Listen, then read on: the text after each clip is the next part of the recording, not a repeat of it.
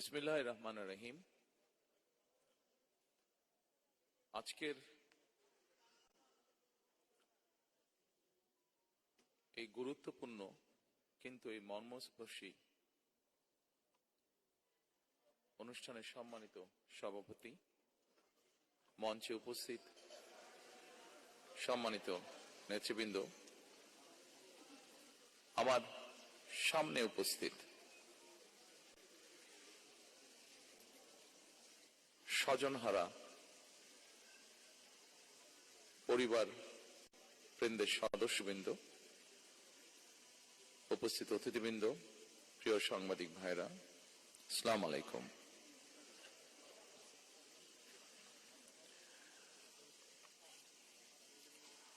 আজকের এই অনুষ্ঠানটি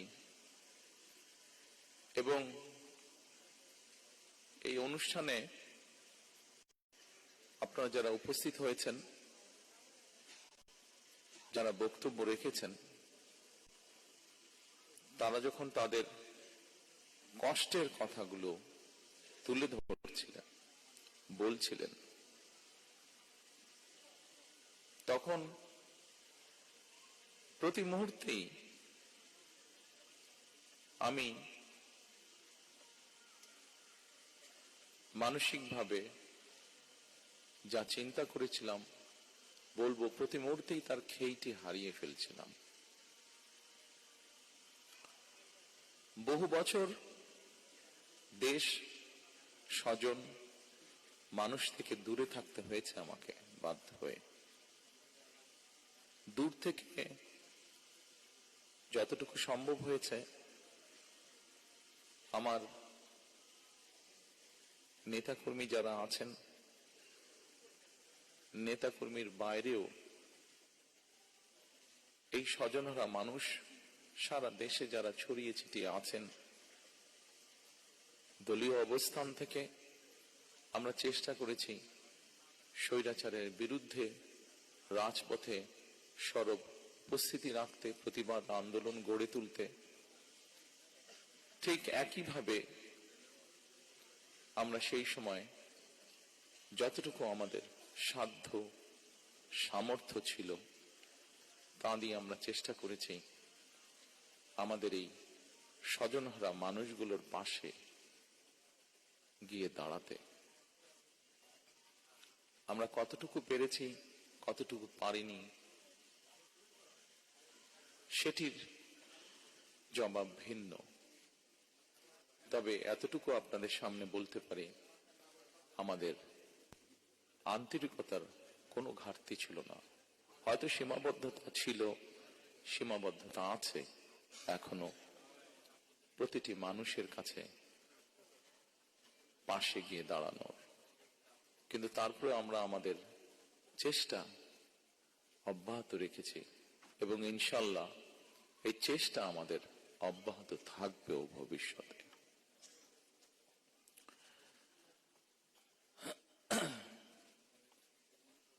প্রিয়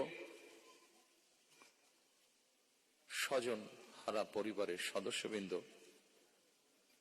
ফ্যাসিবাদী শাসন আমলে আমাদের হাজার হাজার নেতাকর্মীকে অত্যাচার, নির্যাতন, হত্যা করা হয়েছে। হাজারেরও মতন নেতাকর্মীকে হতে হয়েছে গুমের শিকার, যার কিছু অংশের পরিবার আজকে এখানে হাজির আছেন। সারা দেশে ফ্যাসিবাদ বিরোধী আন্দোলনের সময় শুধুমাত্র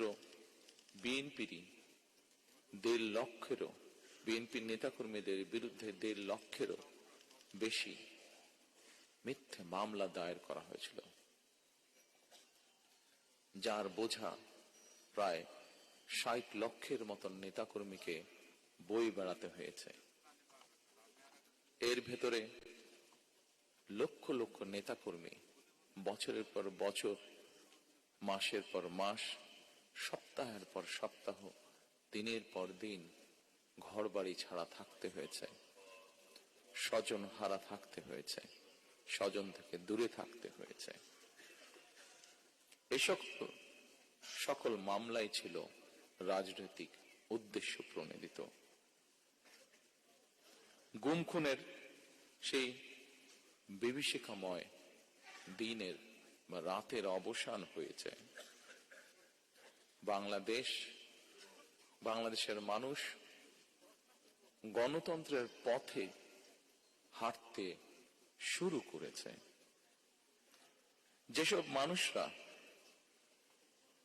তাদের স্বজন হারিয়েছেন, যেসব মায়েরা তাদের সন্তান হারিয়েছেন, যেসব বোনেরা তাদের স্বামীকে হারিয়েছেন, যেসব সন্তানেরা তাদের পিতাকে হারিয়েছেন, তাদের সত্যিকার ভাবে যদি বলতে হয়, আসলে আপনাদেরকে সান্ত্বনা দেওয়ার মতন ভাষা বোধহয় আমাদের কাছে নেই।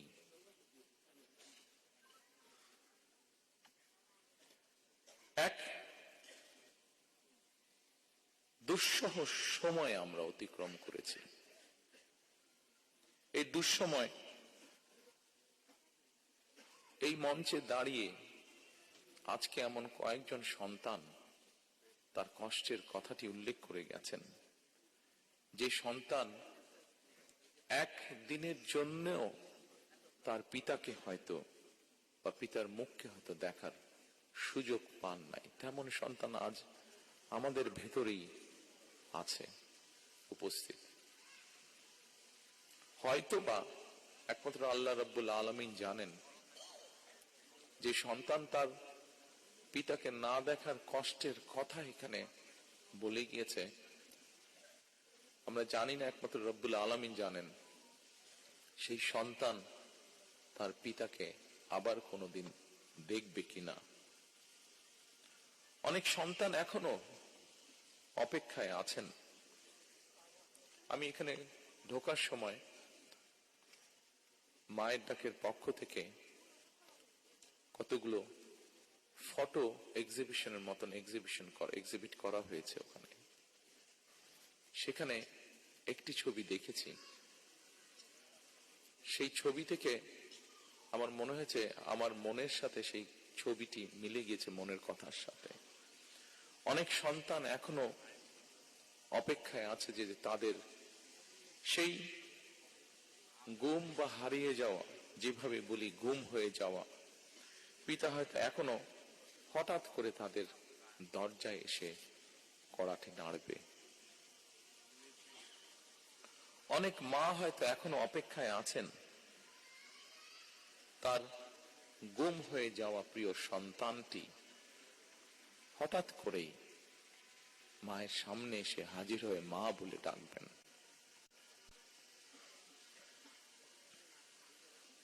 গুম খুন অপহরণের শিকার এইসব মানুষের শোকাতুর পরিবারগুলোর আশা ভাষা হয়ে কাজ করে যাচ্ছে একটি সংগঠন, মায়ের ডাক।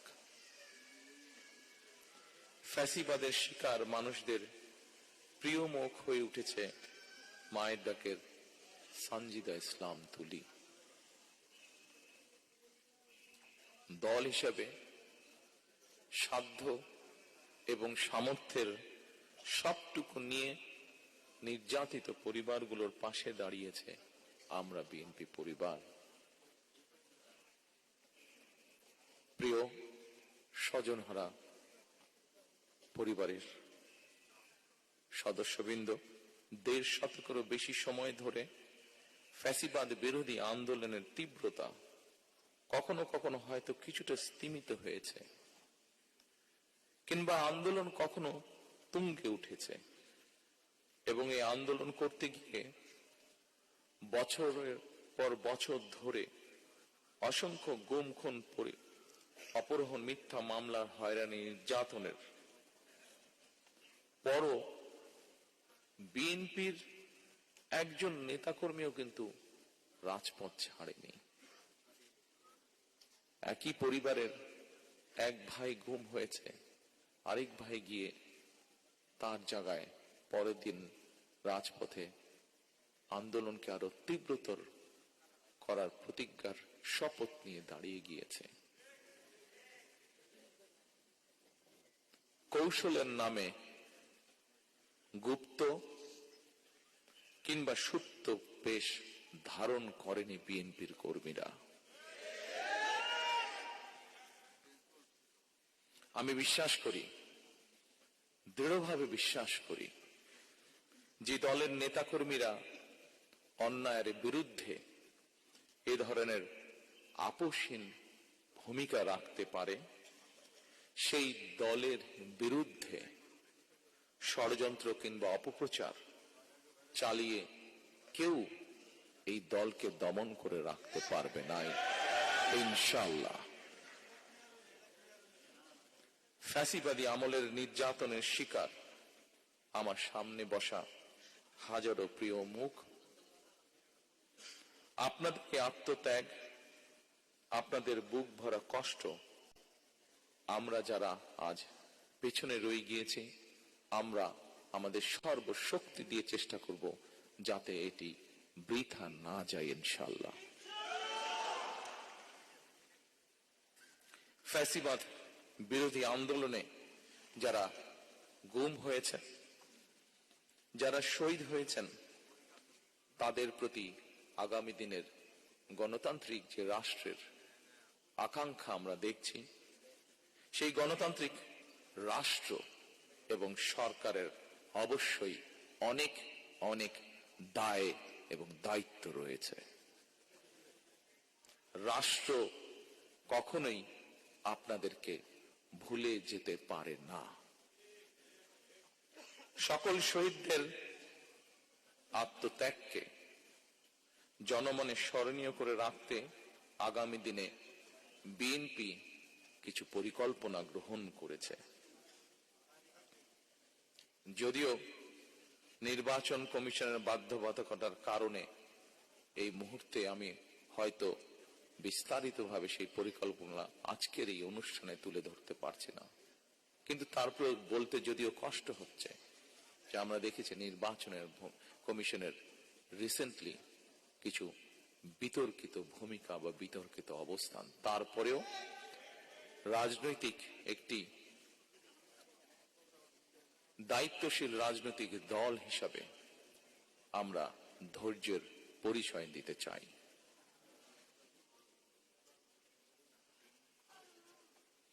তবে প্রজন্ম থেকে প্রজন্ম ধরে গণতান্ত্রিক আমি মানুষ জানো এই শহীদদের বা এই গুম হয়ে যাওয়া সদস্য এখনো যাদের অপেক্ষায় আমরা আছি, এখনো যাদের অপেক্ষায় পরিবাররা রয়েছে, সেই শহীদদের আত্মত্যাগ থেকে প্রেরণা লাভ করতে পারে প্রজন্মের পর প্রজন্ম। এই কারণে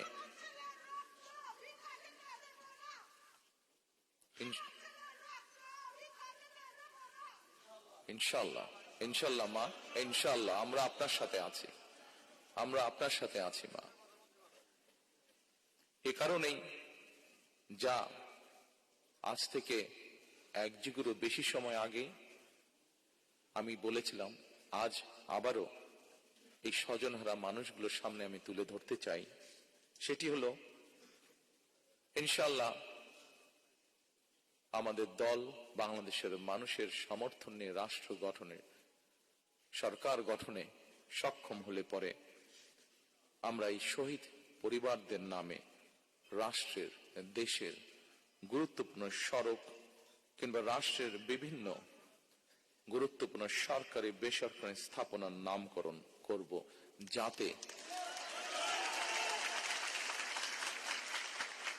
যাতে প্রজন্মের পর প্রজন্ম এই শহীদদেরকে গৌরবের সাথে স্মরণ রাখতে পারে।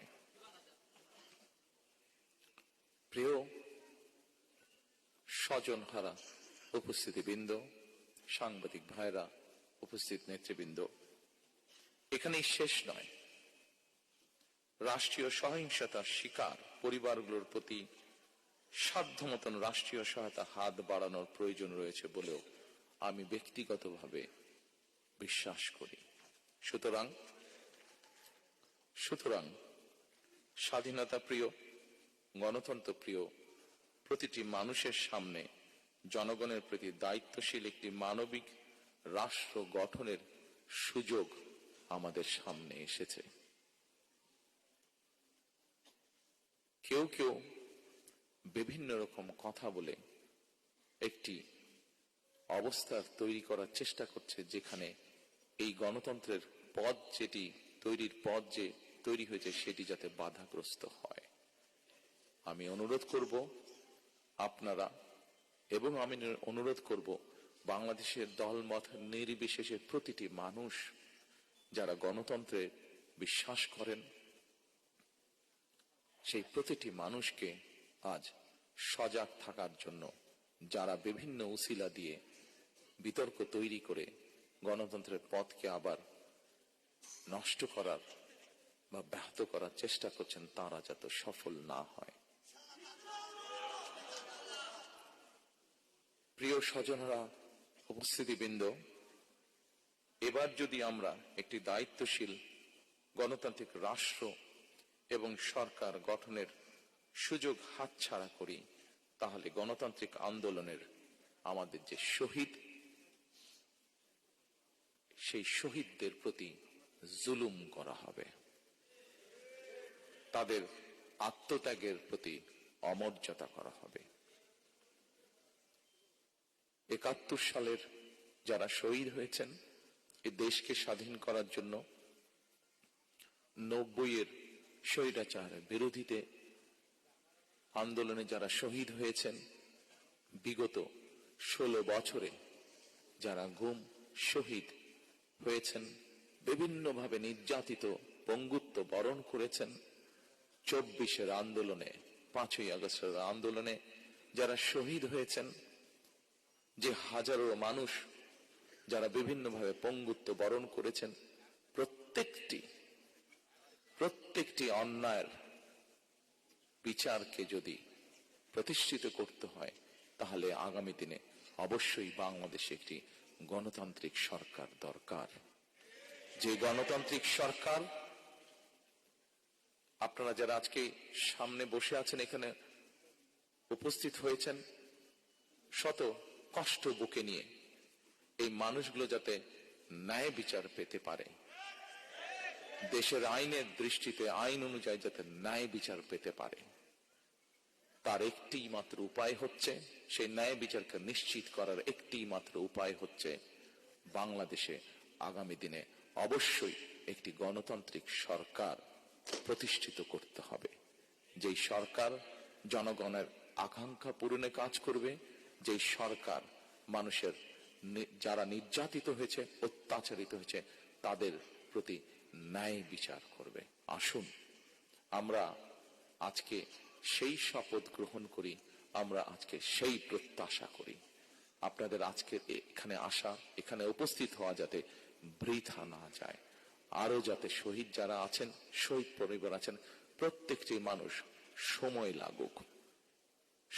লাগুক, কিন্তু ধৈর্যের সাথে আমরা যাতে আপনাদের প্রতি যে অন্যায় হয়েছে সেই অন্যায়ের বিচার যাতে হতে পারে, আপনারা যাতে ন্যায্যতা পেতে পারেন, সেই লক্ষ্যে আমরা কাজ করি, আমরা ধৈর্য ধারণ করি, আমরা আমাদের সজাগ থাকি, যাতে আমাদের গণতান্ত্রিক যাত্রা যা শুরু হয়েছে তাতে যাতে কেউ ব্যাঘাত করতে না পারে।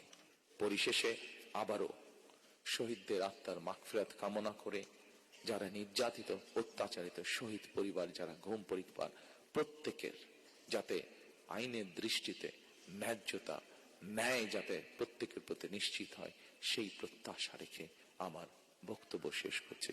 আল্লাহ হাফেজ। যাবে না ১৩০০ লোক ছবি তুললে পুরো মিসম্যানেজমেন্ট